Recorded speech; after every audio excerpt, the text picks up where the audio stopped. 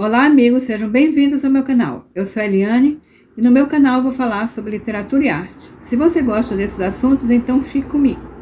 Bem, hoje eu vou falar sobre as pinturas negras de Goya.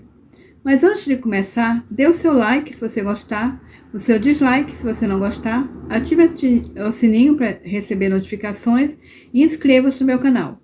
Gente, inscreva-se no meu canal, vocês não pagam nada e me dão a força. Bem, Francisco de Goya foi um dos maiores pintores da história da arte. Ele nasceu na Espanha em 1746, em Saragoça, né? Desde cedo ele demonstrou talento para a pintura, né? O pai dele tinha uma oficina de oração, né? E vendo o talento dele, colocou ele para aprender pintura no ateliê. Cedo ele foi para Madrid.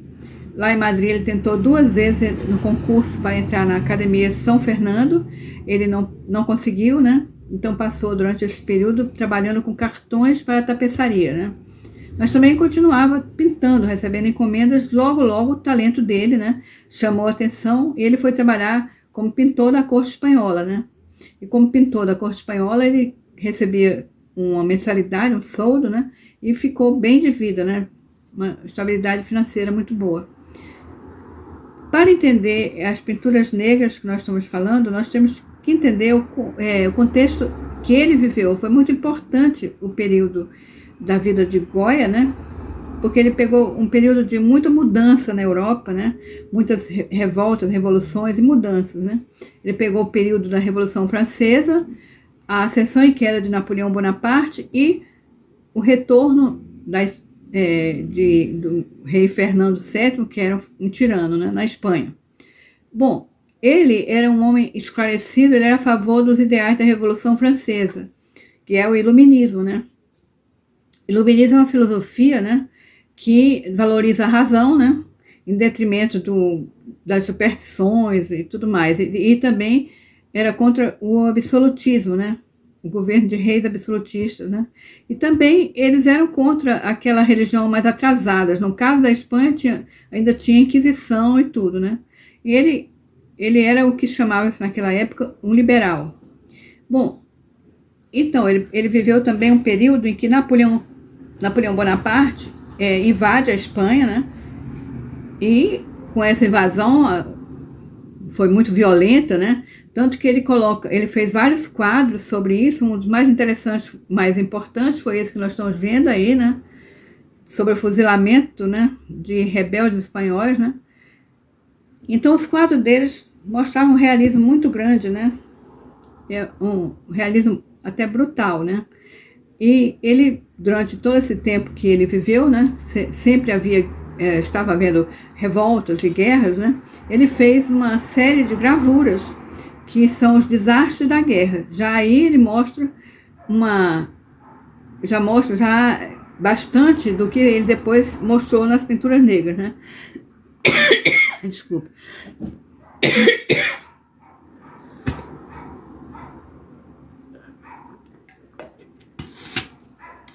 Bom, ele durante o período que Napoleão Bonaparte entrou na Espanha, né?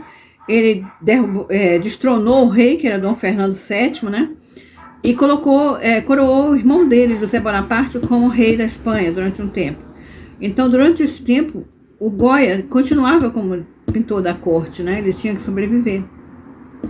E quando voltou Dom Fernando VII, né? Que foi um rei tirano, né? O Goya ficou mal visto na corte, então ele até perdeu muitos clientes e tudo. Então ele se retirou para uma quinta, né, que ele comprou próximo a Madrid, que é a Quinta del Sordo, né. Então foi nessa quinta, né, que ele já estava nesse período com 70 anos, mais ou menos, que ele fez nas paredes, né, pintou essas 14 pinturas que são conhecidas como as pinturas negras. A casa dele tinha papel de parede, ele pintou no papel de parede, né? Essas pinturas são chamadas de pinturas negras, tanto por ele ter feito a maioria com cores muito escuras, né? Geralmente fundo negro, né? Como também os temas são sombrios, né? Nessa casa, logo quando ele morreu e tudo mais, um barão comprou, né?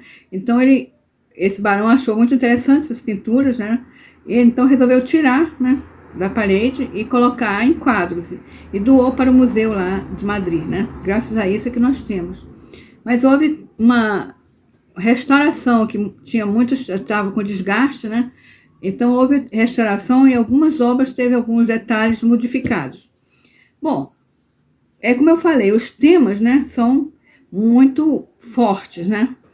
Como todo artista, ele consegue, nem todo mundo tem acessibilidade de um artista, ele consegue colocar na arte dele a vida da época dele, a vida que ele viveu, então é muito interessante. Vamos ver quais são essas pinturas negras.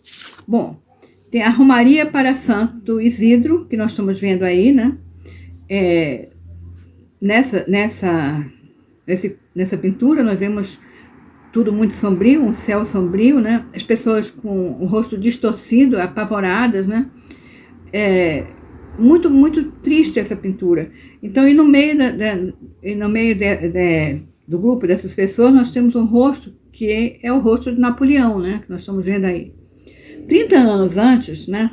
Ele pintou também esta Romaria de Santo Isidro, mas de uma maneira em que totalmente diferente. Nessa época que ele pintou, foi um quadro que uma princesa encomendou para ele. Então aí nós temos um céu alegre, né?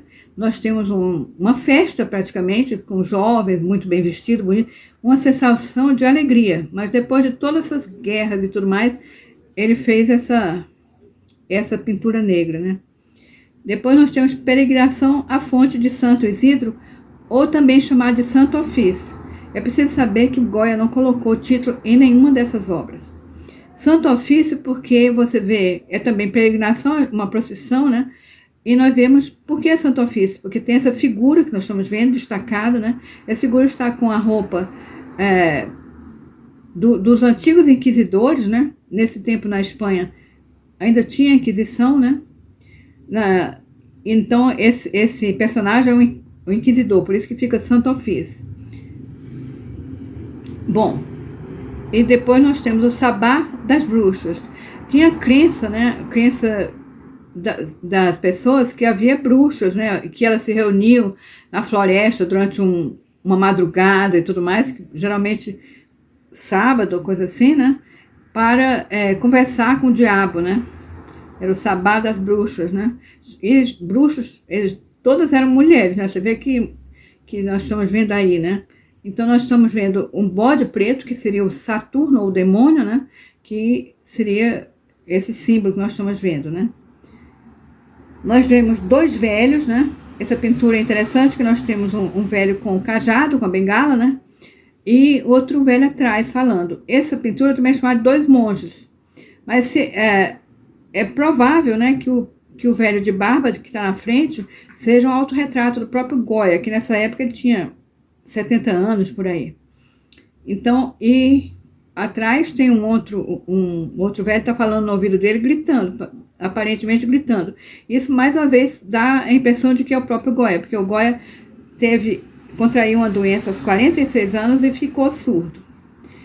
Esse outro nós temos dois homens a ler e mulheres a rir. Bom, homens a ler, nós tivemos um grupo de homens também numa penumbra, a única claridade que tem é a blusa clara do homem, a única luz que tem, que nos leva a olhar para o jornal que eles estão lendo. A gente pode pensar que são um grupo de políticos da época lendo o jornal. Mulheres rindo, né? São bruxas também chamadas, né? Então são, como ele faz nessas pinturas negras, pessoas bem, bem deformadas, né? E nós temos também Judite e Holofernes, né? Isso é uma história que está na Bíblia, né? No Velho Testamento, né? Que a Judite é uma heroína judia, né? Que salva seu povo de um tirano da Assíria, que é o Holofernes, né?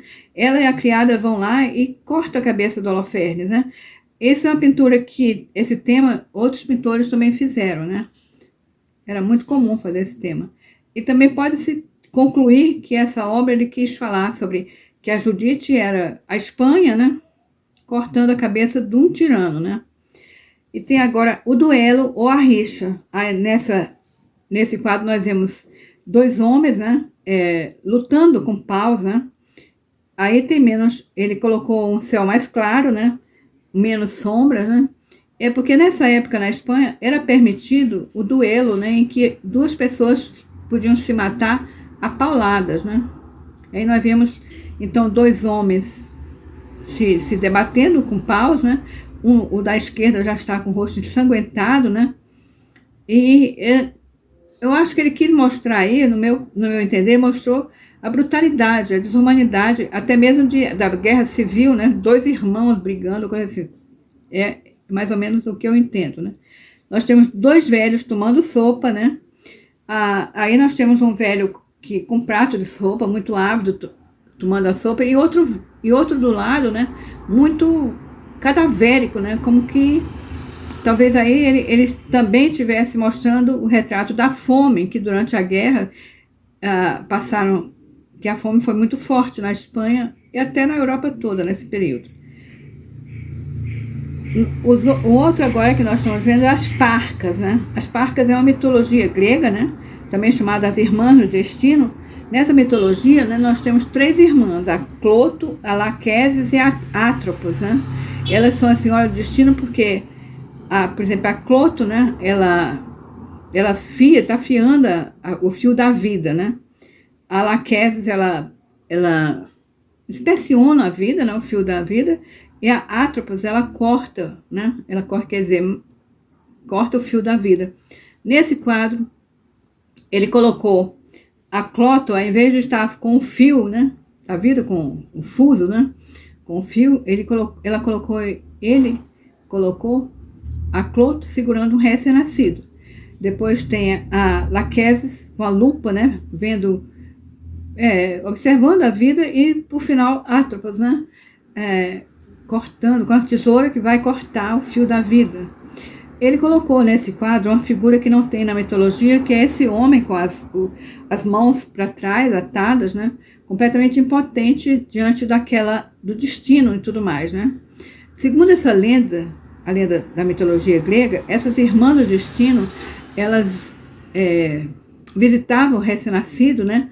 Na terceira noite, depois do nascimento do bebê, né? Para determinar o destino dessa criança. Bom, e tem a Leocádia, que nós estamos vendo, né? É a figura. A Leocádia era a Leocádia Weiss, né? Que foi empregada dele, a empregada e amante, né? Que ficou durante esse tempo com ele na Quinta del Soldo, né? É uma mulher muito bonita e ele já tinha feito outras fotos, outras pinturas da Leocádia. Aí ela está apoiada, ela está com a roupa de luto, né? E está apoiada num muro, né? Esse quadro, né? Porque demonstra muita tristeza no rosto da Leocádia, é também chamado de a melancolia. Nós temos Asmodeus, ou Visão Fantástica, né? Eu acho essa mais interessante das pinturas negras, no meu entender. Nós temos um casal flutuante, né? A mulher está tampando o rosto, virando o rosto para trás, né?